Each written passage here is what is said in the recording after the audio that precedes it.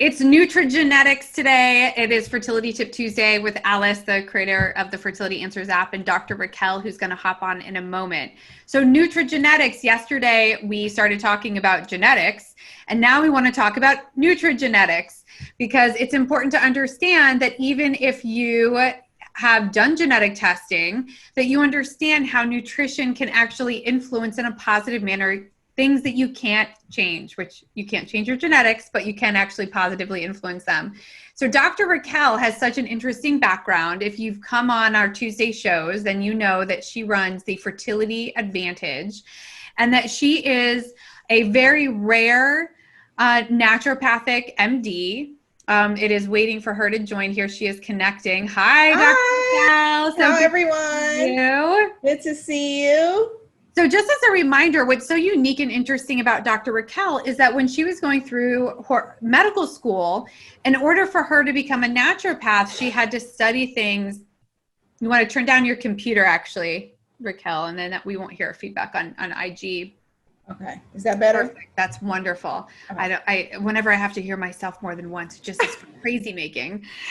So when you went through your medical training, what is so unique that is definitely not standard for a typical IVF doctor is that even as an MD, you had to get nutrition training, genetic training, and all the things that they don't get. Yeah. And that's the thing that I love about naturopathic medicine that I think so many people don't know is that we take a ton of genetics, nutrigenomics, and biochemistry. We took so many different stages of biochemistry because it was important for us to learn how these different factors in our body are influenced by nutrition. And I think that that's often overlooked because of like everything that has happened online and just people that are like naturopaths that didn't actually go to school. But no, Sure. We had a large part of our course load was genetics and biochemistry and everything. That's wonderful. So yesterday we were on the show on our Instagram Live with Dr. Chen, an IVF doctor, that we do our Monday shows with. And we were talking a lot about genetics and folks were coming on asking, should I do genetic testing? Does it matter what age I am? A lot of people that have had pregnancy loss. We talked about karyotype. We talked about all these things. So we have the genetics that we're born with. But can you define for us what is nutrigenetics? Because I feel like that's the empowering side of genetics. It is. And it's fairly new. It's definitely more of an innovative, newer science. I want to say like 15 years ago, it started to really come onto the forefront. But simply, it just means that it lets us see how our nutrients from our food influence our genes. So for instance, I know a lot of people do like the blood type diet or different things like that. But nutrigenomics looks at how the things that you consume can either turn genes on or off that could potentially be harmful. Wow. Okay. Yeah. I mean, let's break that down to fertility because, if it's something that you turn on or off and it impacts ovulation, could it impact, your receptivity? Could it impact even your uterine lining? Yeah. And I really think that is going to be more of the newer research when it comes to fertility. I haven't really seen, especially like with 23andMe and some of the other tests, I haven't really seen them break it down to fertility except for like the endometrial receptivity test. But when it comes to nutrigenomics, they focus solely on the things that we consume and the things that we are exposed to in our environment. Right. So even with the genetic kit that we developed with Illumina, what we were really looking at was, the micronutrients that we know we need for a healthy pregnancy. We know that the omegas do impact uterine lining, the omega-3 in particular. And so if somebody metabolizes omega-3 normally, we would expect them to have normal levels of omega-3, correct? Mm-hmm, exactly. Okay. And if they don't metabolize it, then we would expect them to have lower levels of omega-3. Exactly. That's exactly right. Okay. And when you see folks like that, do you then just have them eat more omega-3? Do you give them can I get an infusion of my fish oil so I don't have to eat it? What if I'm vegan? I know. What do we do? So that is such a great question. And that's why so many people prefer to take supplements like a methylfolate, because that's another very important gene, MTHFR, that a lot of people don't have or that is not properly functioned. So like you said, with the omega-3s, although they might be taking B12, they're literally just taking a placebo pill and peeing it out because their bodies can't break it down. And so in that case, you want to find an activated form of that vitamin, or for a higher dosage than you would someone else. Because what happens is once you start to overload those receptors, you need a higher dose to actually hit them for them to be effective. And so what I try to do, because I never know, and genetic testing can be very expensive sometimes, what I tend to do whenever I'm giving someone supplements or anything, I try to always go for the types that are bioavailable, that are already active, anything starting with like methyl when it comes to bees and things like that, just to kind of override the chance of you taking something and it not being effective. Got it. Okay. But does methyl something exist for a fish oil? Not that I know of. Not that I know of. So, you know, I'm just thinking, I mean, for our vegans out there, you're just going to have to, you know, eat as much, you know, seed, right? Chia seeds. It's all about the flax and the chias for your omega-3s as possible. Exactly. And giving your system even more than just what you would get from a supplement. So I know I really like the Ultra Omega-3 by Protocol for Life, but even if you're not taking it from a supplement, you can also, you know, like you said, get it from chia, flax, salmon, avocado. So many different things have natural Omega-3s that your body can use. Right. So it's okay if you know, don't love fish. I know there's a lot of people out there who don't love fish, and I bring it up a lot because sardines is one of the best sources of omega-3. And, you know, I could never stomach sardines once I was pregnant, you know, but I love to eat them for lunch, but a lot of people don't. And so, you know, we have to make sure that there's something else in its place. What, you know, I think that I want to throw it out kind of to the audience too, is what questions you have around nutrigenetics, and how, you know, what are your questions even about which genes do we want to influence? You know, there are a core set of micronutrients that we look at with our genetic tests that include things like the omegas, but all the B vitamins. And what about calcium, because of how important it is?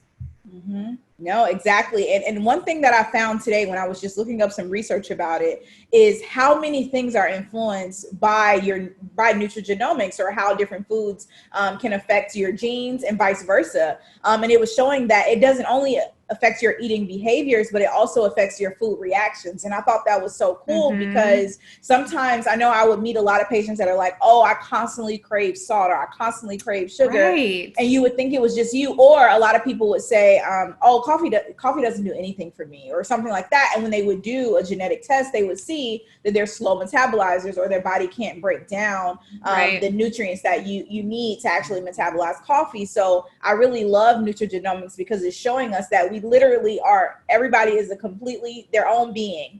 So you can't have a one size fits all. That's amazing. I actually do remember getting my caffeine, that speed of metabolism done on caffeine and alcohol, as I'm sipping a cup of coffee right now. Coffee impacts me very fast. And so within like a few sips, and I always thought it was psychosomatic. I thought, oh, I've got my coffee. Now I feel awake.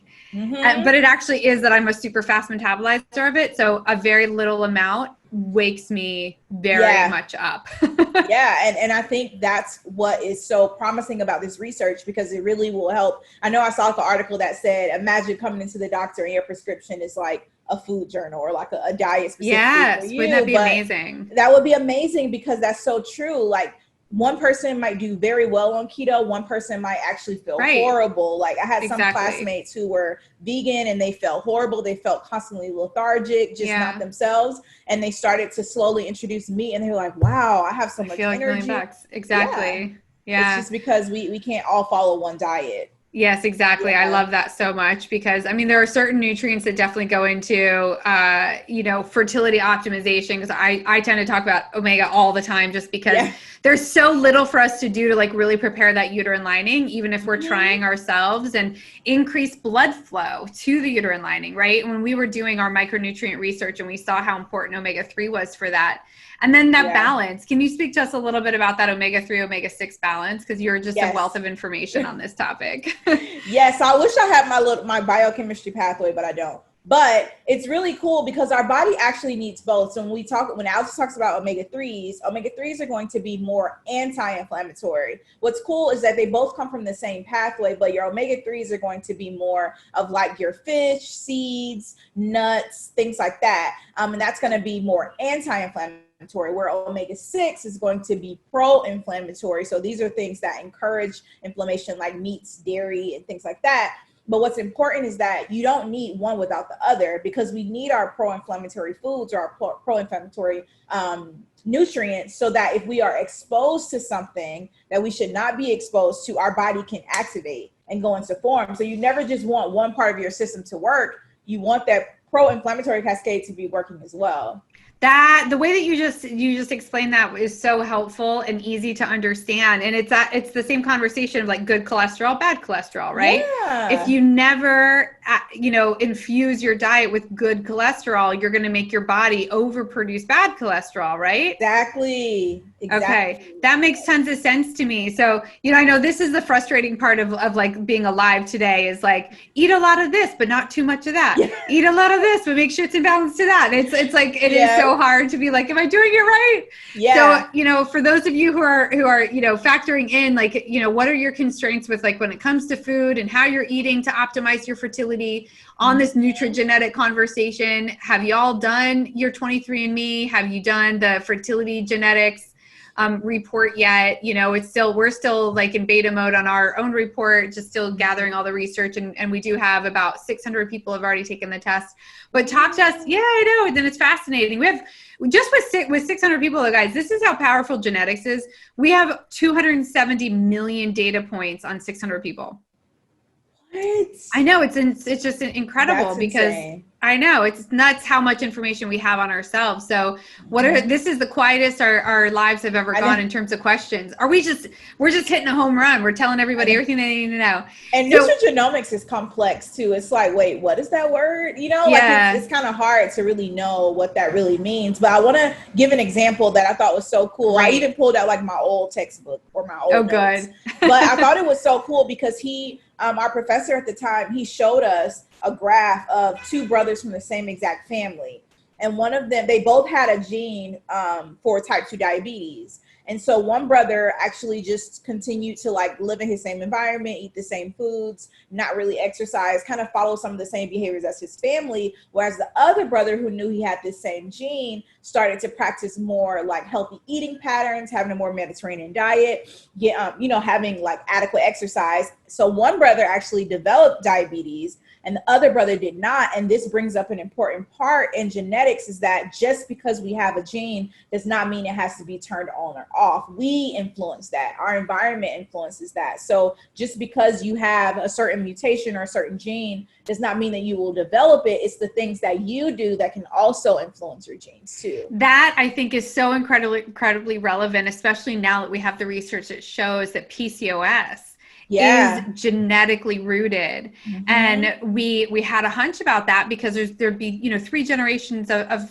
family members, and that PCOS genetics can come from the maternal side and the paternal side. Mm-hmm. And because it is so closely related to type 2 diabetes and the risk for insulin resistance, then we know that a couple of things we know. It's not our fault. Yep.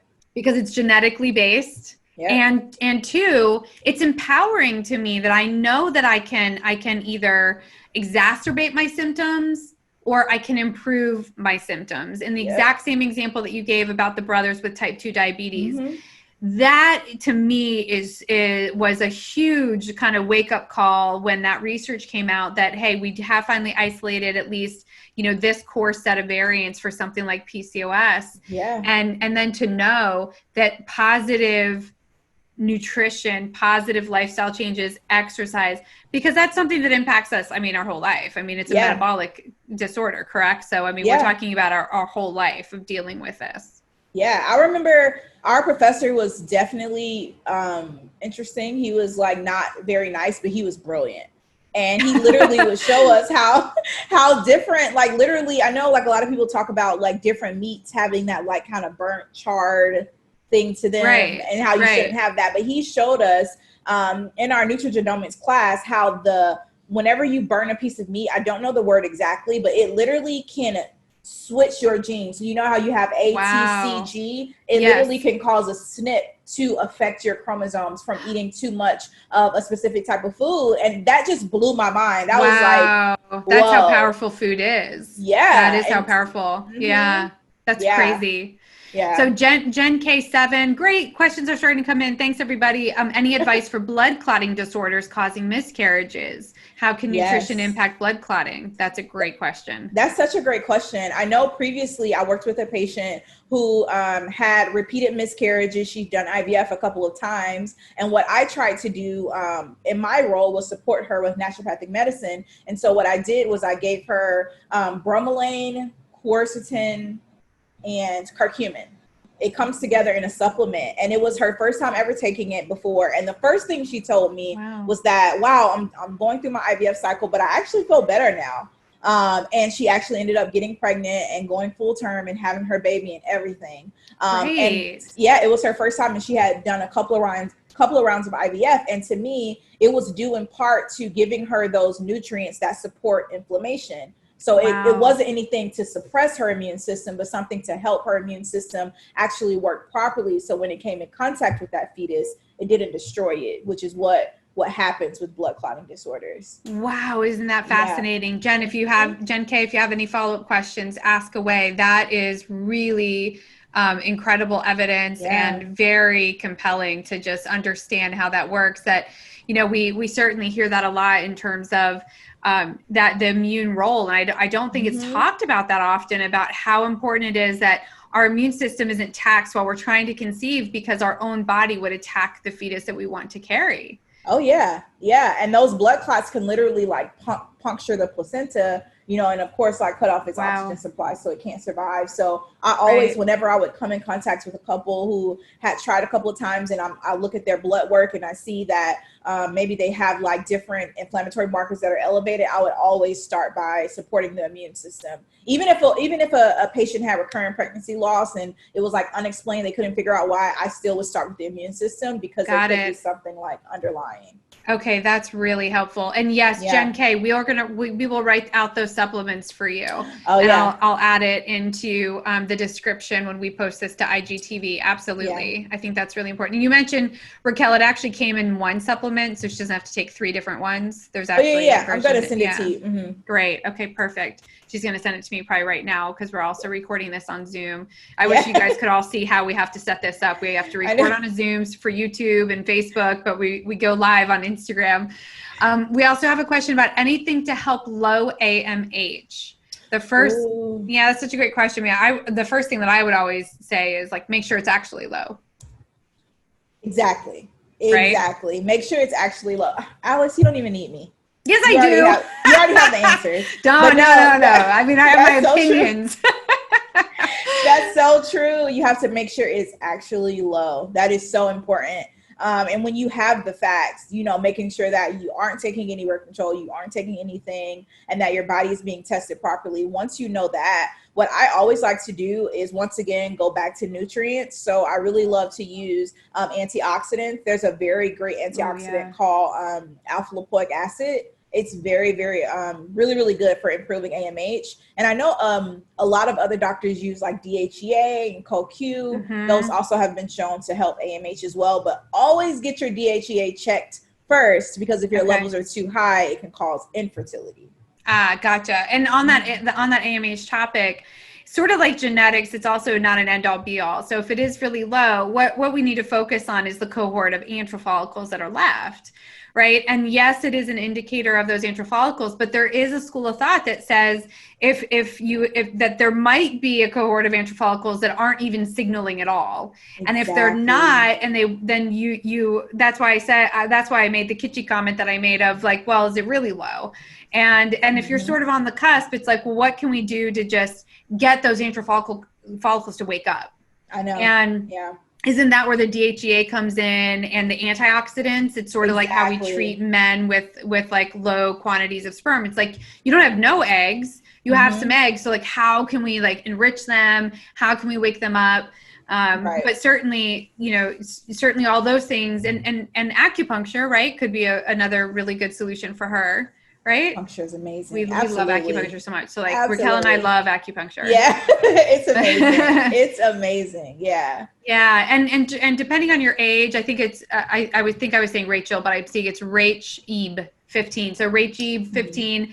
depending on your age also, so maybe like populate your age would also impact the advice that Dr. Raquel gives, or just the research that we even bring up, because it is very age dependent. And it is.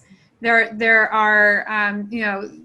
are things to help you have a great cohort, but if you're older than the age of 35, we certainly would also want you to beeline into infertility clinics so that maybe you could be a little bit more aggressive with ovulation and do like a super ovulation round or something to make sure that you get some oocytes, some eggs out of your ovaries.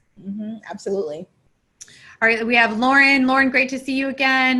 Love having you on here. Is it normal to ovulate late in a cycle after first period after miscarriage? Ovulation test.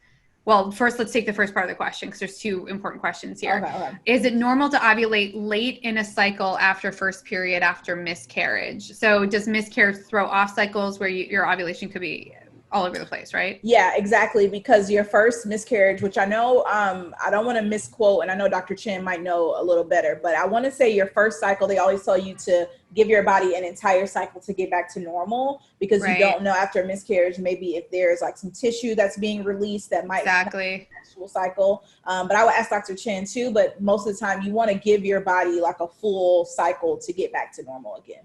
Yeah, exactly right. She does advocate that. And like Dr. Raquel was saying, we just want to make sure you're like fully washed out too. Exactly.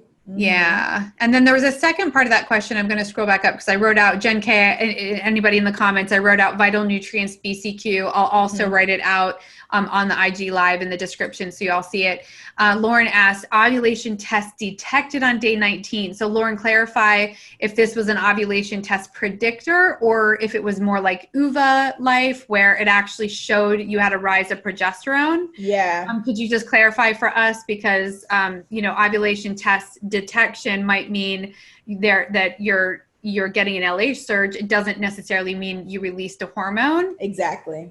Yep. So let's just make sure that we get that clarification as well, Lauren. We want to make sure that it's accurate. Okay.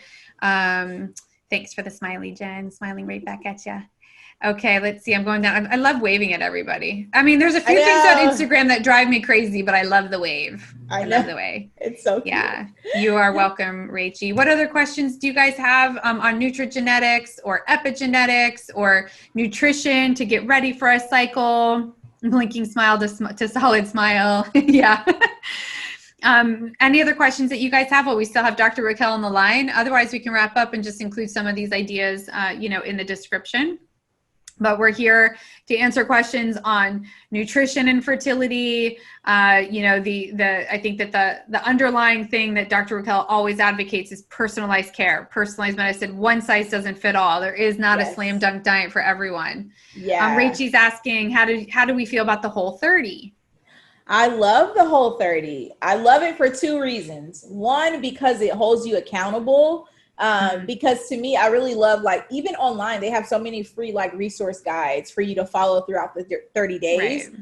But I love that they hold you accountable. And I love that it's very realistic. It's not something that is very like, it doesn't restrict you from like getting the necessary nutrients, but instead it kind of replaces those foods that might be unhealthy with like healthier anti-inflammatory foods. So I love Whole30, and it's a really good way to like get on track for sure. Right. Well, that's a really good point about that. I agree with that completely. Ats 1985, great to see you. We've got some regulars these days, and I love that. She's typed so she's about to say something else. I know. It's coming. I was doing Whole30 for a little bit. To me, the one program that I was on was a little bit too heavy in carbs for me. But with the ones that are like a little bit higher protein, I just wanted more vegetables. Yeah. And so just kind of, I think also depends on the program. She said, I'm so thankful I follow you guys. We're so thankful for you. So I think about you a lot. I know, like, we haven't met in person, and I look forward to the day that we can get everybody in one place and hug all the folks. So quick reminder, if you're on the Fertility Answers app already, iOS and Android, one thing that we're trying to do is just make sure that we're doing this supportive community aspect in a live format every single week. Please let us know what questions you have. Dr. Raquel's on the app, as are a lot of infertility specialists, pretty close to 400 now.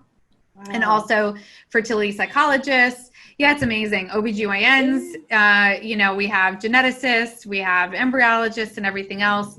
This community for IG is where we reserve just like our love and our inspiration and our educational talks with the community. And, you know, one thing that would be really great is if you guys do love us is please rate us in the app stores. It's something that we've never pushed on people. We've never even asked anybody hardly to do, but it really does make a difference. So if you are grateful for the kind of content that we're pushing out and how we're just trying to be helpful in this free capacity, please, you know, post for us and go to the Fertility Answers app on those Play stores. All right. So we will see you next week for Fertility Tip Tuesday. As always, direct message us to let us know what else you want us to cover. But this has been your Nutrigenetics talk. And thanks, that's 1985. Love that. And we'll see you guys next week. Bye. Bye now.